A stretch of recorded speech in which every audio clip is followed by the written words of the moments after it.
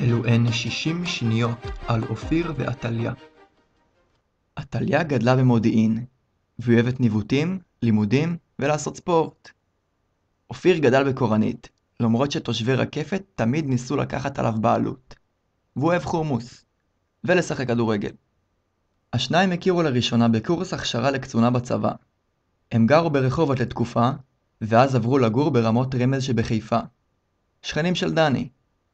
עתליה לומדת הנדסת חשמל בטכניון, ואופיר משרת בצריפין כמפקד בקורס השלמה לקצונה.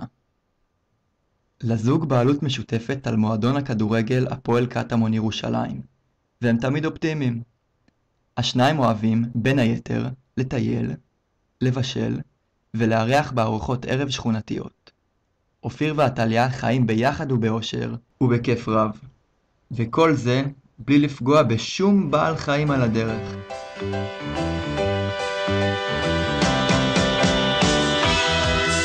I wake up every night, every day.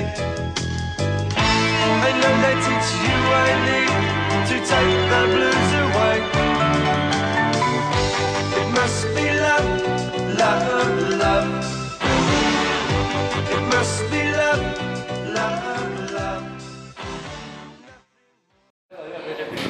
זורם. אופיר, ועתליה, מזל טוב, הרבה אושר, הרבה שמחה. חלק התודה אני מזמין לכם.